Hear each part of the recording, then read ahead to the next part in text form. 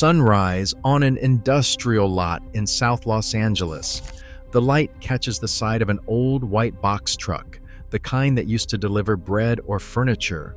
From the outside, it looks like any other forgotten vehicle waiting to be scrapped. But inside, a man named Marcus is making coffee. He pours hot water from a small camping stove into a chipped mug, and the steam rises past a photograph taped to the wall. The photograph is of his daughter. She is 7 years old. She lives with her grandmother in Inglewood, and Marcus sees her every Sunday. This box truck is his home. He built it himself. The total cost, including the truck, was $432. Marcus is not alone. Across America, in cities like Los Angeles, Atlanta, Houston, and Oakland, thousands of Black homeless men and women are doing exactly what he has done. They are buying broken-down trucks for $200 or $300, hauling them to side streets and parking lots, and turning them into tiny homes. This is one of the most resourceful survival stories happening in America right now, and almost nobody is talking about it. How did this start? Why trucks, and how is it possible to build a livable home for less than the cost of a single month of rent? To understand this, we have to go back to the empty parking lots and auction yards where it all begins. The trucks themselves come from a specific corner of the American economy. When a delivery company retires a vehicle, it does not always sell it through a dealership. Many end up at municipal auctions, at towing company impound lots, or listed on Facebook Marketplace by small business owners who just want them gone. A 1998 Isuzu box truck with a blown transmission can be bought for $300. A flatbed pickup with a cracked engine block might go for $200. These vehicles cannot drive. That is the point. The buyer is not looking for transportation. The buyer is looking for a shell, a roof, 4 walls, and a floor that already exist. Marcus found his truck through a man named Curtis, who runs an unofficial network in South Los Angeles. Curtis is 61 years old. He has been homeless on and off for 15 years. He knows which towing companies will sell directly. He knows which auction lots run quiet sales on Saturday mornings. He passes that information along for free. Curtis says he does this because nobody helped him when he started. He slept in a 1989 Ford Econoline for 2 years before he figured out how to seal the windows, run a small solar panel, and turn it into something that felt like a home. He does not want anyone else to spend those 2 years learning the hard way. He keeps a small notebook in his back pocket. Inside the notebook are names, phone numbers, addresses of auction yards, and the days when each one runs sales. He has filled 4 of these notebooks over the years. He calls it his ministry. Now, let's go to Atlanta, where a former carpenter named James has turned his own truck conversion into something bigger. James is 47 years old. He used to work residential construction, framing houses in the suburbs north of the city. In 2019, he lost his job, then his apartment, then his marriage in that order. He spent 6 months sleeping in the back of a friend's garage before that friend's landlord found out and told him to leave. The day he was kicked out, James walked to a U-Haul lot and asked the manager if any of the box trucks had been written off. The manager, an older Black man who recognized something in James's face, pointed him toward a 2003 Ford E450 that had a damaged radiator. The price was $275. James built his truck home in 11 days. He insulated the walls with rigid foam board he pulled from a construction site dumpster. He installed a plywood floor over the original metal bed. He wired a single 12-volt battery to 2 LED lights and a small fan. He cut a vent into the roof using tools he borrowed from a neighbor. He hung curtains made from old bed sheets. When it was done, he had a bed, a small kitchen counter, a folding chair, and a place to keep his work boots dry. But James did not stop there. He started helping other men in the abandoned strip mall parking lot where he parked his truck. He showed them how to choose the right vehicle, how to seal the seams against rain, how to wire a battery without burning the whole thing down. He has now helped 17 other men complete their own conversions. He does not charge them. He says the only payment he wants is that they help the next person. On Sunday mornings, James opens his truck doors and serves breakfast to anyone in the lot who wants it. Eggs from a small propane camp stove, toast made on a cast iron pan, coffee from a pot his grandmother used in the 1970s. He says his grandmother taught him that you feed people before you ask them anything, so that is what he does. This is the part of the story that most people miss. This is not just homelessness. This is a community of skilled craftsmen rebuilding themselves with their own hands, in plain sight on streets we drive past every day.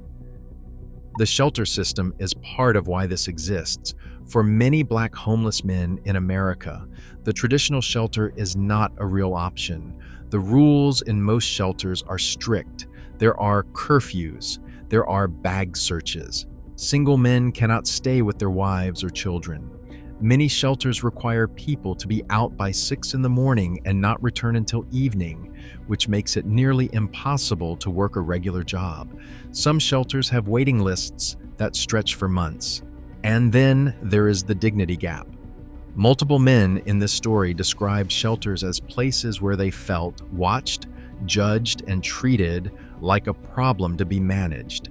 James said it plainly. He said he would rather build his own home out of a broken truck than spend another night in a shelter where he had to ask permission to use the bathroom after 10 at night. A converted truck offers something the shelter cannot. It offers a door that locks from the inside. It offers a space that belongs to the person living in it. It offers, in the most basic sense, a home. The economics make sense too. If you sit with the numbers for a minute, the average monthly rent for a studio apartment in Los Angeles is over $1,700. In Atlanta, it is over $1,200. For someone earning minimum wage at a part-time job, that is not just unaffordable, it is mathematically impossible. A $400 truck conversion, by comparison, is a one-time cost. No monthly rent, no security deposit, no credit check, no background check that flags an old conviction and ends the conversation before it begins. That last point matters. Many of the men in this story have records, old charges, decades old in some cases, that follow them through every rental application. A box truck does not care about your background check. Now let's talk about how the build actually happens, step by step, because the craftsmanship deserves to be seen. The first step is choosing the right truck. Most builders prefer a box truck or step van because the interior is already enclosed and roughly the size of a small studio apartment. A typical 15-foot box truck offers around 100 square feet of usable space. That is small, but it is bigger than a prison cell and bigger than most New York City sublets. The second step is sealing the truck against weather. The metal walls of an old delivery vehicle are not insulated. In summer, they turn into ovens. In winter, they hold the cold. Builders use whatever they can find: rigid foam board from construction sites, old moving blankets, layers of cardboard taped together. The goal is to create a thermal barrier between the metal and the living space. The third step is the floor. Most builders lay down a plywood subfloor over the original metal bed of the truck. Some find scraps of carpet or vinyl flooring to lay on top. James found an entire roll of unused vinyl flooring behind a hardware store in Atlanta. He used it to floor 3 different trucks before it ran out. The fourth step is the electrical system. This is where it gets technical and where the community really shines. Most truck homes run on a single 12-volt deep cycle battery, the kind used in boats and RVs. The battery powers a few LED lights, a small fan, and sometimes a phone charger. The battery itself is charged either by a small solar panel on the roof or by driving to a friend's house and plugging in for a few hours. Curtis, the man in Los Angeles, has built a small solar setup that runs on a single 100-watt panel he bought used for $40. That panel keeps his battery charged year-round in the Southern California sun. The fifth step is ventilation. This is the most overlooked and most important part. A sealed metal box with a human being inside it can become dangerous quickly. Builders cut vents into the roof, install small 12-volt fans, and leave gaps near the doors for airflow. Done correctly, the truck stays breathable. Done incorrectly, it does not. The sixth step is the inside. Bed, small counter, storage. Most builders use milk crates, plastic bins, and salvaged furniture. Marcus has a folding chair that came from a Salvation Army for $2. James found a small bookshelf on the curb in a wealthy neighborhood. These details matter. These details are what turn a vehicle into a home. The seventh step, and the one most overlooked by outsiders, is personal touch. Every builder adds something that belongs only to them. Marcus hung a small wooden cross above his bed that his mother carved before she passed. James painted the inside walls a soft cream color so it would feel like the kitchen he grew up in.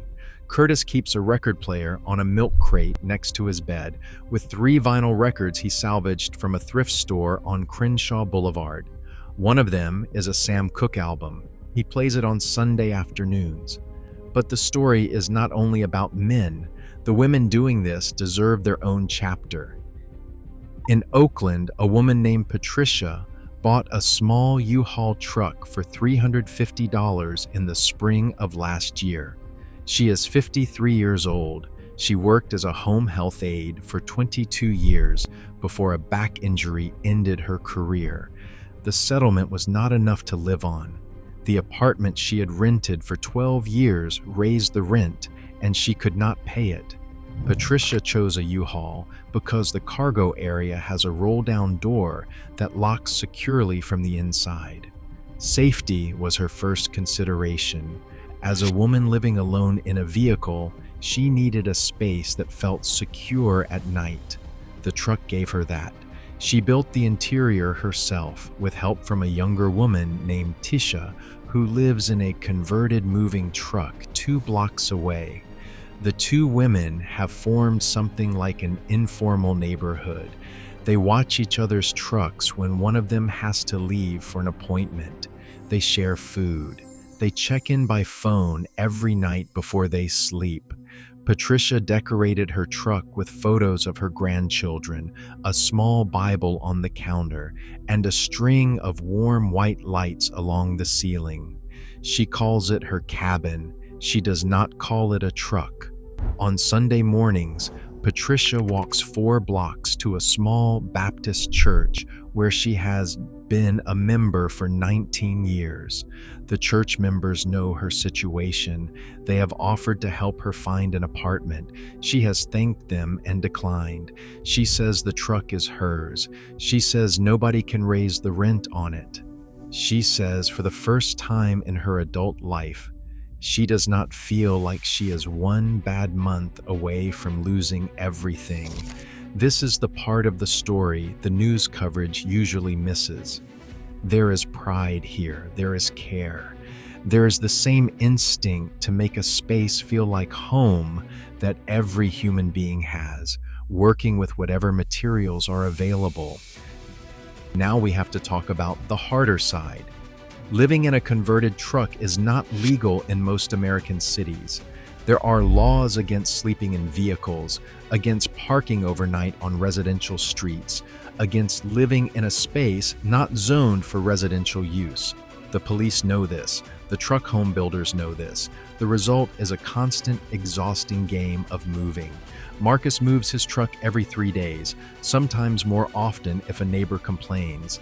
He has been ticketed 11 times in the past year. He has been threatened with impoundment twice. If the city ever does impound his truck, he loses his home. Everything he owns is inside it. Some cities have started taking a harder line. Los Angeles has impounded over 2,000 vehicles being used as homes in the past 5 years. Each impoundment is, in practical terms, an eviction. The person living in the truck loses not just their shelter, but their stove, their bed, their photographs, their clothes, their identification documents, everything.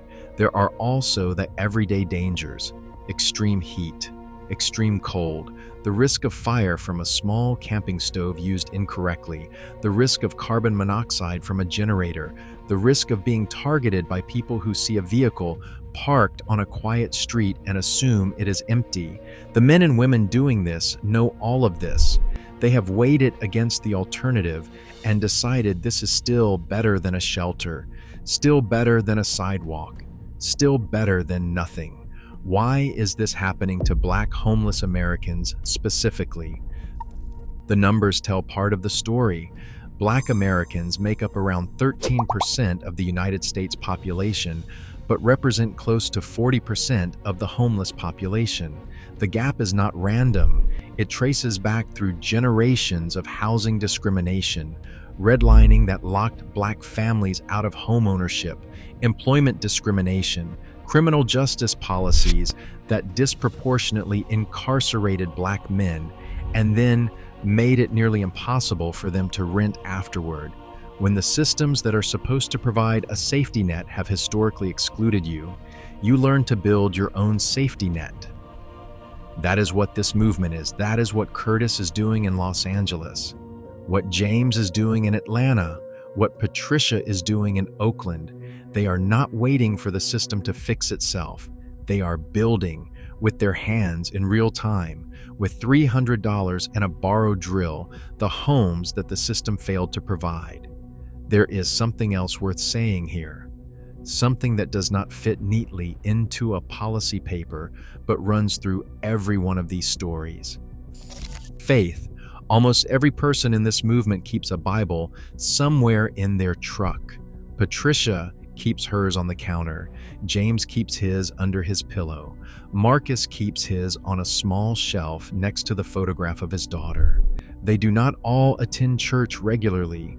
Some of them have not been inside a church in years, but the faith is there. The belief that their lives still matter. The belief that the work of their own hands is honest work. The belief that, as one man in Houston put it, the Lord did not bring him this far to leave him. That faith is part of why this movement looks the way it does. It is not bitter. It is not angry. It is patient and quiet and stubborn in a way that older generations of Black Americans will recognize immediately. It is the same patience that built churches in Mississippi cotton fields and schools in Alabama back roads. It is the same patience that raised children in homes without running water and sent those children to college anyway. So what does this mean when we step back and look at the whole picture? It means that on streets we drive past every day, in cities we think we know, there is a quiet movement of resourceful, skilled people taking ownership of their own survival. It means that the definition of home is being rewritten in front of us by the people who need it most. It means that when Marcus pours his morning coffee in the back of a 1998 box truck and looks at the photograph of his daughter, he is not just surviving. He is doing something his grandfather would recognize. He is building shelter with his own hands, the same way his ancestors did in the rural South 100 years ago, the same way human beings have done for as long as there have been human beings. The trucks are old, the materials are scavenged, the budget is under $500. But the homes are real, the pride is real, the community is real. And if you ever drive past a quiet white box truck parked on a side street at sunrise with a small vent on the roof and the faint smell of coffee drifting out, you should know that there is probably someone inside who built that home with their own two hands. You should know that they earned every square foot of it. You should know their name, even if you never learn it.